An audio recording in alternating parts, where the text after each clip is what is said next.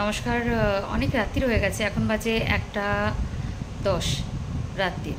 তো ভিডিও করছিলাম, বলবো না কেন, রাত্রেই তো একটু সময় পাই, তো করছিলাম, রিল বানাচ্ছিলাম। তো হঠাৎ একটা নিউজ দেখলাম, যেখান থেকে দাঁড়িয়ে সত্যি কথা বলতে কি আমার সেই কথাটা আবার মনে পড়ে যাচ্ছে, যেখান থেকে দাঁড়িয়ে আমি বারবার বলেছিলাম যে ওয়াইটিটা যেন সবার জন্য একটা কেমন একটা প্ল্যাটফর্ম হয়ে যাচ্ছে। মানে প্রত্যেক মানুষের একটা বড় বৃহৎ রোগের সাথে আসক্ত হয়ে যাচ্ছে। আসক্ত বলবো না, বৃহৎ রোগের সাথে, মানে এটা তো একটা ভীষণ নেশা। আর এই নেশাটা আমি জানি না, আমি হয়তো এই রাত জাগা বলো বা এডিটিং, মানে একটা স্ট্রেস মানুষের জীবনে অনেক ক্ষতি করছে। তোমরা হয়তো বলবে যে আমারও হয়তো ক্ষতি করছে, অবশ্যই। যাই হোক, আমি ভিডিওটা শুরু করি। সবাইকে বলবো শেষ অবধি একটু শোনার চেষ্টা করবে। আর আমি ঠিক বললাম কি ভুল বললাম অবশ্যই কমেন্ট সেকশানে জানিয়ে যেও। তো ভিডিও ঘাঁটতে ঘাঁটতে আমি আকাশ পাপড়ির কথা বলছি। ওদের সত্যি কথা বলতেই শর্ট শর্ট ভিডিওগুলো দুর্দান্ত লাগে। বড় ভিডিও দেখি না, যেটা দেখি না সেটা বলবো না। রিসেন্ট ওর বাচ্চার ভিডিওটা আরও কিউট লাগে বাচ্চাটা হবার পরে। কিন্তু সাডেনলি হঠাৎ দেখলাম যে এত মানুষের বিপদ হচ্ছে না, একটার পর একটাই প্ল্যাটফর্মে ভালো ভালো মানুষের সাথে ভালো ভালো মানে সব কিছু ভালো মন্দ মিশেই বলো একটা কি বলবো, মানে বাজে ঘটনা ঘটে চলেছে। তো ওর খবরটা শুনলাম যে ওর শরীরটা খুবই খারাপ। আর শরীরটা খারাপ মিন্স যে ওর গলব্লেডারে যে কী একটা হয়েছে, স্টোন হয়েছে কি কি হয়েছে, মানে সঠিক ওরা ঠিক ভালো করে বললো না। ডাক্তারি ব্যাপার, আমরা তো আর সেইভাবে ডিসক্রাইব করতে পারি না। তো গলব্লেডারে কিছু হয়েছে, সেটা অপারেশন করতে হবে। তার সাথে যে আমাদের যে বৃদ্ধনালী, তার সাথে সব কিছু কী সব বলছিল। আর আমার সত্যি কথা বলতে ডাক্তারের বিষয়ে এতটা এক্সপিরিয়েন্স নয়, ওই ঘরোয়া টুকটাক সেটা সবাই জানে। মনটা খুব খারাপ হয়ে গেল, বিশেষ করে আমি এই সিচুয়েশনের মধ্যে আমি যাইনি, কিন্তু আমার একজন মানে একদম কাছের মানুষ, আমি এখানে নাম নিতে চাই না, সে গেছে। 4 মাসের শিশু, 4 মাস না 3 মাস, 3 মাসের শিশু আমার কাছে ছিল। আমি সেই বেবিকে রেখে দিয়েছিলাম। সেই রাখার যে যন্ত্রণা, আমি রেখেছি, আমার আনন্দ হচ্ছিল, আমার বাচ্চাকে আমি কাছে রেখেছি, আমার সন্তানকে আমি কাছে রেখেছি, কিন্তু তার মা যখন অপারেশন থিয়েটারে আমার কাছে রেখে গেছে, সেই ব্যথাটা আজও আমি যখন অনুভব করি যে সন্তানকে ছেড়ে একটা রাত্রির কেন কোনো মায়ে বেশিক্ষণ থাকতে পারে না। আর প্রতিটা মুহূর্ত সেই সন্তানটাকে আমি কোলে করে নিয়ে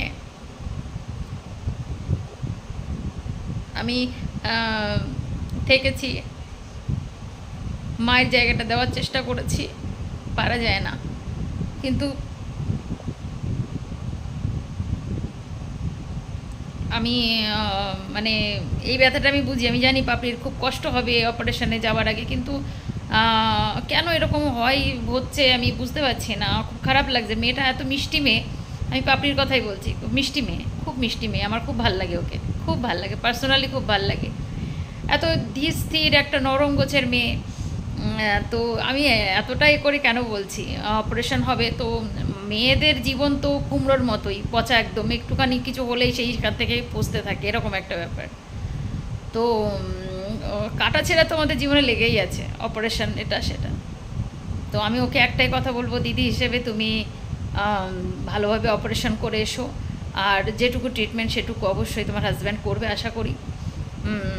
তুমি ভালোভাবেই আবার তোমার সন্তানের দেখো সুস্থ হয়ে, যে কোনো একটা গাছে যদি একটা পাতাতে একটা পোকা ধরে, সেটাতে ভালো করে স্প্রে করে সুন্দর করে সেটাকে সুস্থ করে তুলতে হয়, ঠিক শরীরটাও তেমনি। তো জীবন আছে যখন, মানুষের সত্যি কথা বলতে কি মানুষের শরীর খারাপ ভালো তো হবেই, তাই না?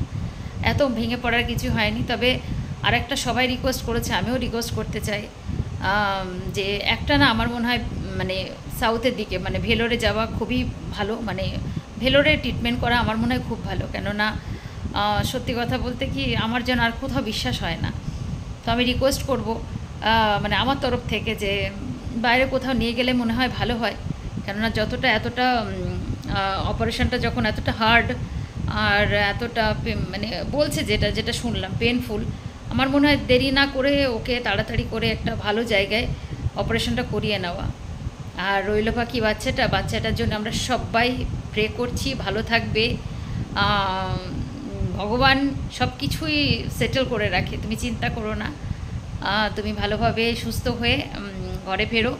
আর আমরা সবাই তোমাকে প্রে করি, তুমি মা হিসেবে তুমি যুদ্ধে জয়ী হবে। আর আমাদের আশীর্বাদ, আমাদের ভালোবাসা তোমাকে তাড়াতাড়ি সুস্থ করে তুলবে। তো এইটুকু আমি বলবো।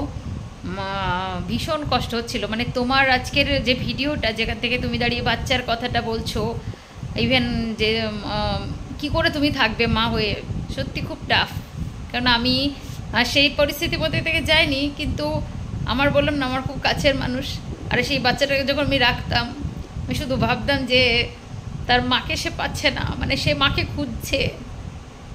তাকে যখন আমি বুকে জড়িয়ে ধরতাম, সে হাহাকার করতো, তার মাকে খুঁজতো। কিন্তু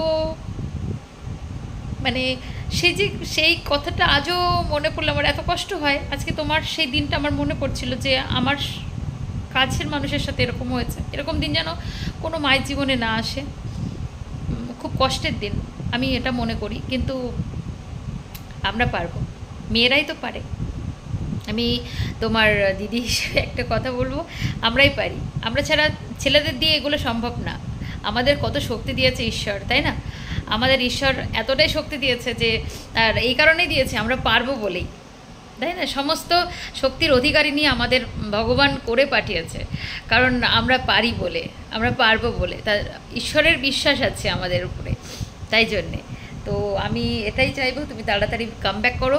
আর সুন্দর সুন্দর আমাদের নাচ গান, যেটা তোমরা করো ভীষণভাবে ভালো লাগে, রোম্যান্টিক গানগুলো, তুমি ফিরে এসো। তোমার চুলের ফ্যান আমি। যাই হোক, তোমার মেয়ের জন্য ওর অনেক আশীর্বাদ রইল, তোমার জন্যও তাড়াতাড়ি ফিরে এসো সুস্থ হয়ে। তো চলো, এটুকু বলার ছিল। সবাই ভালো থেকো, সুস্থ থেকো।